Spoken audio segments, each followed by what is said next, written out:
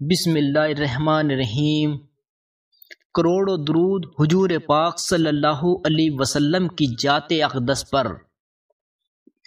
پیارے دوستو، یہ واقعہ حضور پاک صلی اللہ علیہ وسلم کے خواب مبارک کا ہے، اور یہ بات بھی جان لے کہ نبی کا خواب حکم الہی ہوا کرتا ہے۔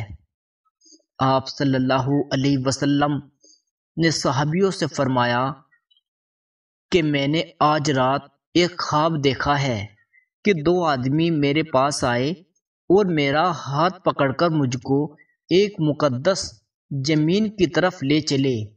کیا دیکھتا ہوں کہ ایک آدمی بیٹھا ہوا ہے اور دوسرا کھڑا ہے، اس کے ہاتھ میں لوہے کا جمبور ہے، اس بیٹھے ہوئے شخص کے کلے کو اس سے چیر رہا ہے، یہاں تک کہ اس کا کلہ گدی تک جا پہنچتا ہے۔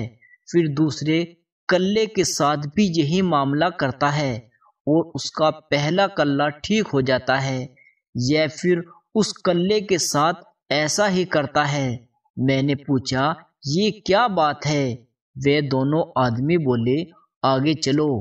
ہم آگے چلے، یہاں تک کہ ایک ایسے شخص پر گزر ہوا جو لیٹا ہوا ہے، اور اس کے پتھر سے اس لیٹے ہوئے آدمی کا سر بہت زور سے پھوڑتا ہے۔ جب وہ پتھر اس کے سر پر دے مارتا ہے تو پتھر لڑک کر دور جا گرتا ہے۔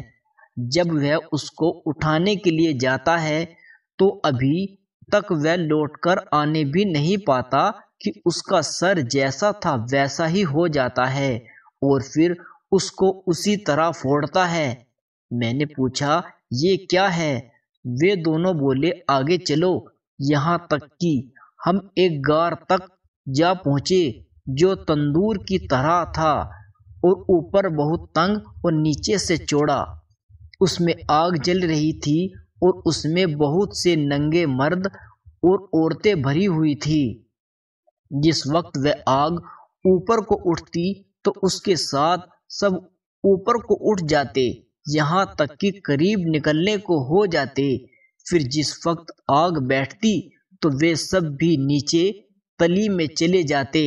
میں نے پوچھا، یہ کیا بات ہے؟ وہ دونوں بولے، آگے چلو۔ ہم دونوں آگے چلے، یہاں تک کہ ایک خون کی نہر پر پہنچے۔ اس کے بیچ میں ایک شخص کھڑا تھا، اور نہر کے کنارے پر ایک شخص ہے جس کے سامنے بہت سے پتھر پڑے ہیں۔ وہ نہر کے اندر والا شخص نہر کے کنارے کی طرف جاتا ہے۔ جس وقت وہ نکلنا چاہتا ہے، وہ کنارے والا شخص اس کے منہ پر زور سے پتھر مار کر ہٹا دیتا ہے۔ میں نے پوچھا، یہ کیا ہے؟ وہ دونوں بولے، آگے چلو۔ ہم آگے چلے، یہاں تک ایک ہرے بھرے باغ میں آ پہنچے۔ اس میں ایک بڑا پیڑ ہے، اور کی نیچے ایک بوڑھا آدمی ہے اور اس کے بچے ہیں۔ اس پیڑ کے قریب ایک آدمی بیٹھا ہوا ہے، اس کے سامنے آگ جل رہی ہے جسے وہ دھونک رہا ہے۔ پھر وہ دونوں مجھ کو چڑھا کر پیڑ کے اوپر لے گئے۔ وہاں ایک گھر پیڑ کے بیچ میں بہت عمدہ تھا، اس میں مجھے داخل کر دیا گیا۔ میں نے اس گھر سے اچھا کبھی گھر نہیں دیکھا۔ اس میں بہت سے مرد، بوڑھے، جوان، عورتیں اور بچے تھے۔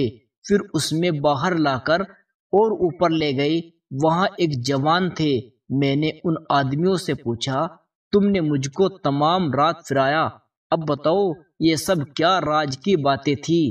انہوں نے کہا، یہ جو آپ نے دیکھا تھا جس کے کلے چیرے جا رہے تھے، وہ آدمی جھوٹا ہے اور جھوٹی باتیں بیان کرتا تھا، اور وہ باتیں دنیا میں مشہور ہو جایا کرتی تھی۔